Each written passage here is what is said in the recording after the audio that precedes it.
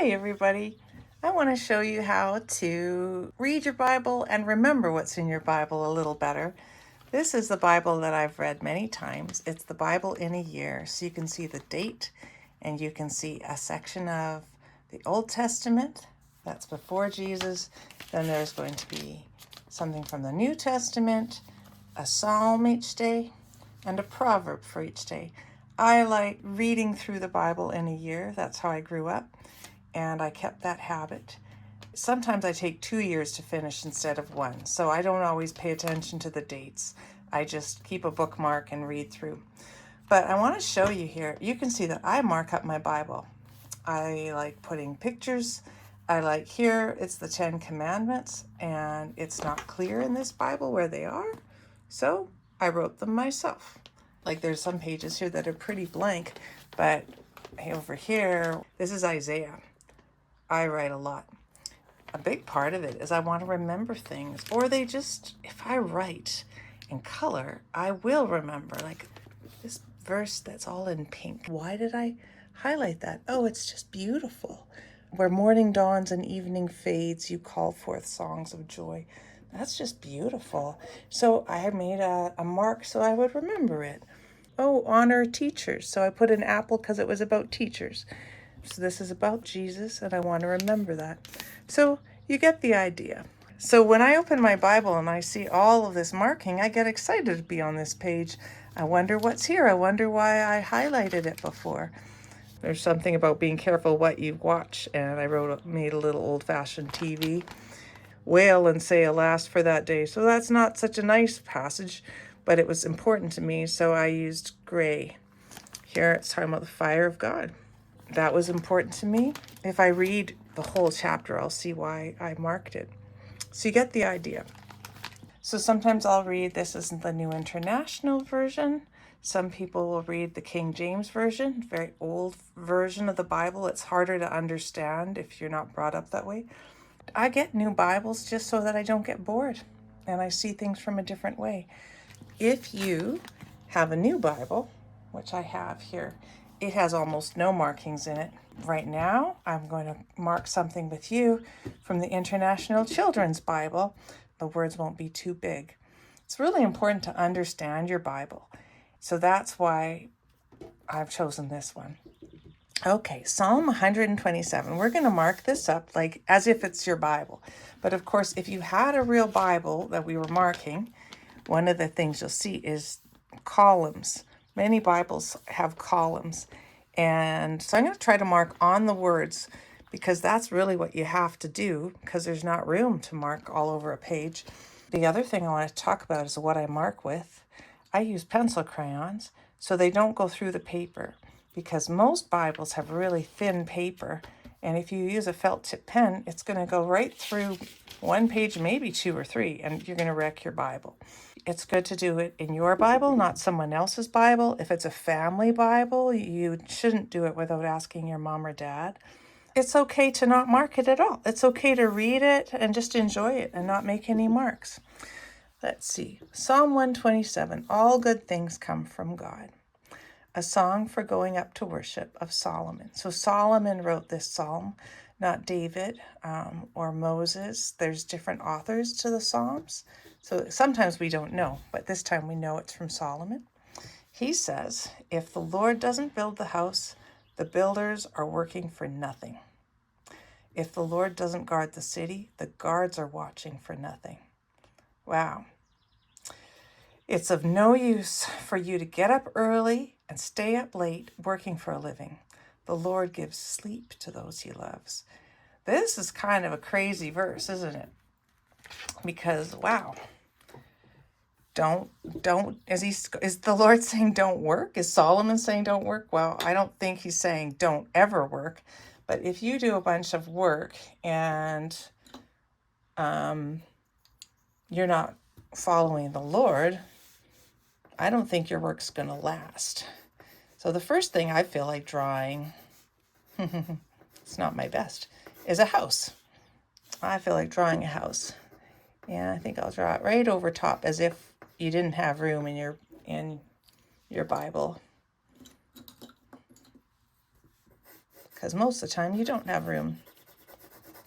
So I'm kind of in the mood for a bit of an orangey house. I like doing orange with, we'll give it a red door for fun. Let's see. And some windows. So why am I doing this? I just feel like drawing a house. It's going to help me remember this little page. So if I flip open my Bible and I see a house, I'm like, why did I draw a house there? Because I like to remember what God says here. Now this is a house that you better make sure you're wanting to make sure you build with God. So I wonder if there's a way I can show that this is built with God. I guess it doesn't matter. Oops, broken. I'll fix that. I've got a sharpener here, but I don't think I need more brown right now. Oh, and I have more brown down here. The workers work for nothing. If the Lord doesn't guard the city, the guards are watching for nothing. So you need the Lord. I might just take a moment and emphasize the Lord for myself. The guards are watching for nothing. It's no use to get up early and stay up late. Oh, I know what I want to draw. I feel like drawing an alarm clock. So I'm doing an old-fashioned clock here just for fun, because I grew up with an old-fashioned alarm clock. Some of you might have an old-fashioned. Most of us use our phones now. I sure do.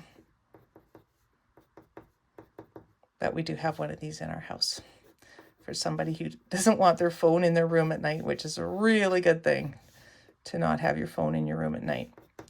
Okay. It's no use to do all that, working for a living. The Lord gives sleep to those he loves. I have a family member who really likes this verse. They do work as well, but this is, the truth is, you can't sleep very well if you don't know the Lord most of the time. Yes, some of the time you might, but I'm going to draw a pillow here.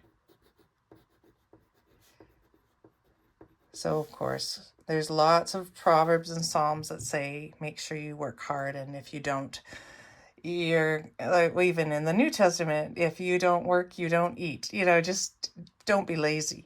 But if you do a whole bunch of work, I know several people who worked and worked and worked, and then they either lost everything or they don't enjoy what they have because they're not following God. They don't care about God. Some of them just haven't heard of God, and they need to hear about him. But yeah, without God, you're not going to enjoy what you have. So I am just coloring in a way that when I open my Bible again, I'll remember this psalm. And I'll go, oh yeah, this is the one. Oh, where's the pillow? The Lord gives sleep to those he loves.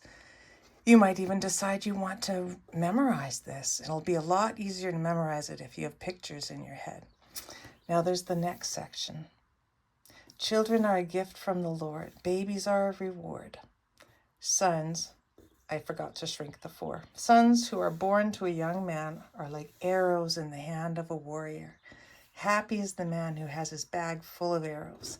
They will not be defeated when they fight their enemies in court. This, to me, goes very well with the first bit, because I know people who work really, really hard and try to save a lot of money and are afraid to have children till they have a lot of money, because they think, I can't have children till I already have a house, and I already have this, and I already have that. Now, it is good to be as organized as you can for having babies, but the truth is, you don't need to be rich. You don't need to have everything organized. And if a baby's on the way a little faster than you expected, God will help you. We got a lot of our stuff secondhand, or people helped us out. We didn't want to wait too long and be old. If you're older and you have a child, that's okay. God does that a lot. And sometimes you don't have a choice. You didn't meet the other person that you're having babies with till later, but you don't have to freak out.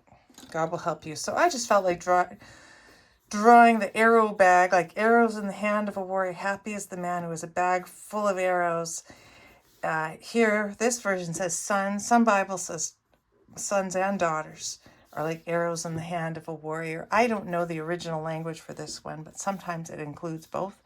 But the truth is, my children do They're grown-ups now, just young grown-ups, but they do help me and they do take care of me because I took care of them. They will not be defeated. You got a whole team now instead of just you. Children are a gift from the Lord. Babies are a reward. Some people think babies are just hard work and are trouble. They can be, but they're actually a gift. And it's good to have people around you who can help you with having new babies, because there are some tricks to it. So if you're a new mom or dad, find some people who are good at it and get their help. Especially, in church, you're going to see them around.